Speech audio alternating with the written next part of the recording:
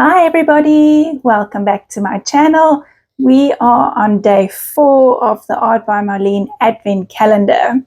So this is the little envelope, and when we opened it, we got this cute little floral stencil. I just wanted to quickly show you how I store my envelopes in the little journal because I've had some people asking me. So I simply fold the top flap into the journal, and then on the bottom left corner, I make a tiny slit with my craft knife.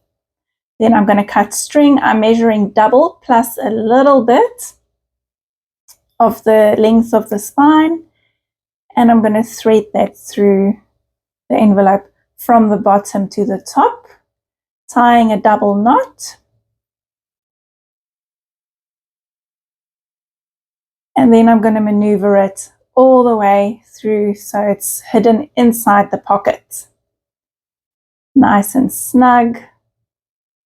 And then I'm just going to put it onto the cover of the journal. Easy peasy.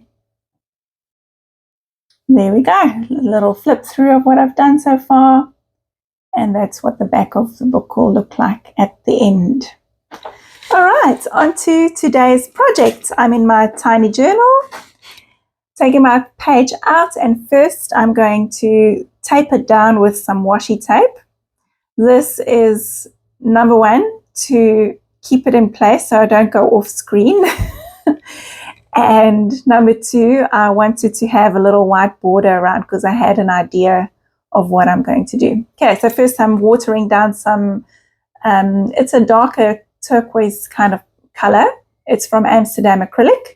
Watering it down, and I'm just brushing it over, creating a bit of a wash. And then I used that stencil over the top, and I just dabbed it off a little bit with a cloth. At first it did leave the imprint of the stencil, but as it dried and moved, it actually just made a lovely texture in the background. So it's not just a flat color. Okay, I'm using my Art by Marlene sponge. And I've wetted first before I started, and now I'm just going in with a pink base color. I'm taking the tiniest bit of paint on the tip of the sponge, and I'm dabbing it off, and then I'm dabbing through the stencil slowly and carefully. I'm not putting a lot of pressure on there.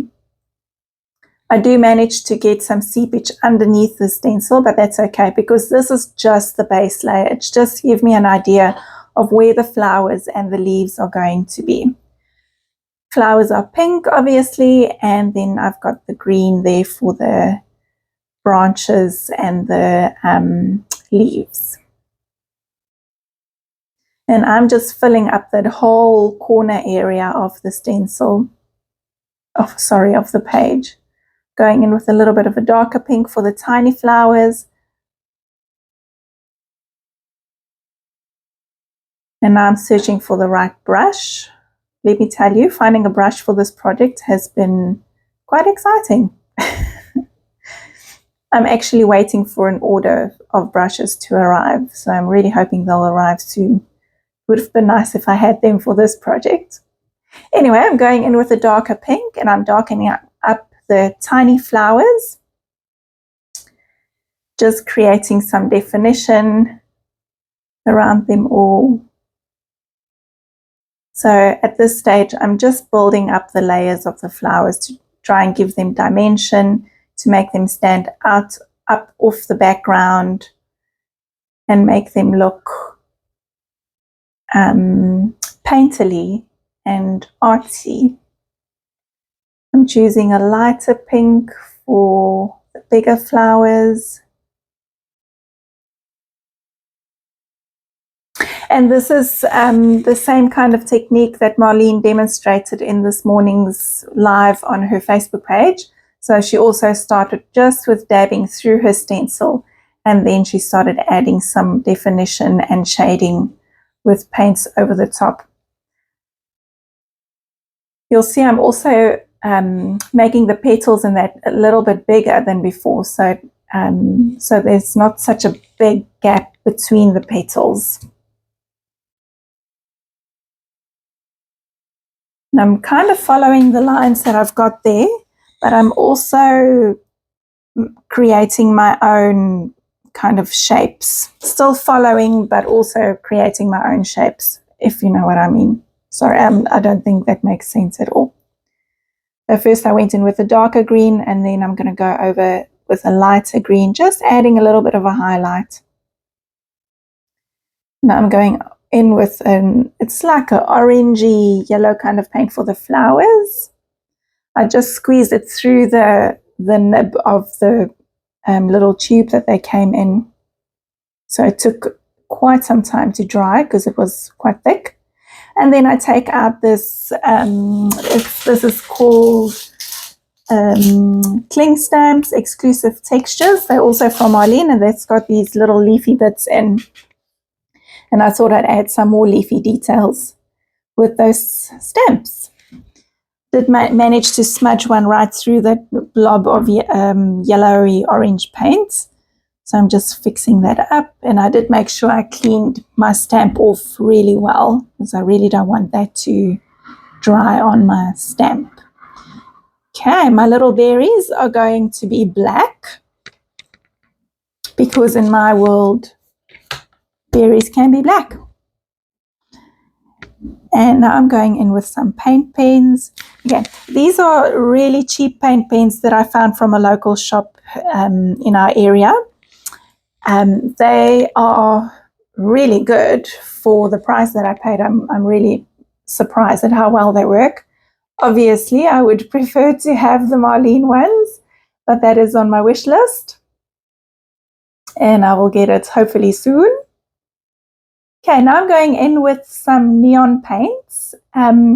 Whenever you put neon over your work, it's like you're putting a filter over the top. So you're just brightening up what is already there. You can still see through it. You still have the shading and dimension that's underneath. It's just that you're brightening it up a bit. So I really like doing, especially with pink over the top. I'm going to color in those little leaf stamps with black and white so they look a little stripy. My idea was to make a stripy border around, but it changes in the end. But I still like the stripy bits. Now I'm just mixing my fluorescent purple paint with a little bit of water, just watering it down slightly so it's a bit easier to move around, and so it's not as harsh. And I'm going in between the flowers, and I'm just making a little shadow. I know on this screen it looks bright, but in real life it is a shadow. I really like using purple or blue as shadows because it really gives the depth that you want from a shadow, but it's not very harsh, and it's much easier to control than black. Well, in my opinion, for me it's much easier to control. I'm just outlining all the flowers and the leaves with really scratchy, scribbly lines, just defining a bit, grunging them up a bit. I'm sorry if you can hear the builders outside. We are still building. It seems to be never ending. Now I'm just going in and adding highlights. Again, with my first one, I went in with a paint pen, but that was a bit too harsh, so I just dabbed it off my finger. And now I'm going over the top with a gel pen, circling around all of the bits. I also used some of my purple fluorescent paint to just add some mark making from behind the flowers coming out. Just adds texture and dimension again. Okay, I've heated up my washi tape to peel them off so it doesn't tear my paper. And I'm going in with Marlene's acrylic pens, just the white one to make that border nice and white and define it.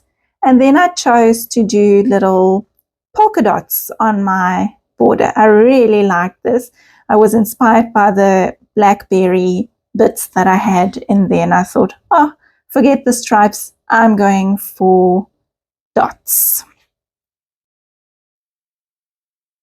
Then I thought that my dots on the inside weren't quite black enough, so I'm just darkening them up again. I'm going to go back in and do some white dots inside them, and I'm going to circle around them with my gel pen again. There you go. And I was toppling if I should draw around the border, but then I decided to use a light grey pencil, and I just did just a shadow around the edge there to make the two pop out from each other. So there's some dimension. I like how that turned out. I'd love to know how far along you are with the Advent calendar. Are you keeping up with the challenges? Are you behind? Are you ahead? Please leave a comment. Thank you so much for watching every day. Please leave me a like and subscribe if you have not done so yet. There's lots more to come. I did finish off with a quote. It says, "My soul is free." And I'm also doing a shadow around with the purple. And that's about it. All right, I will be back tomorrow with day 5 of my Advent calendar, and I'll see you then. Bye.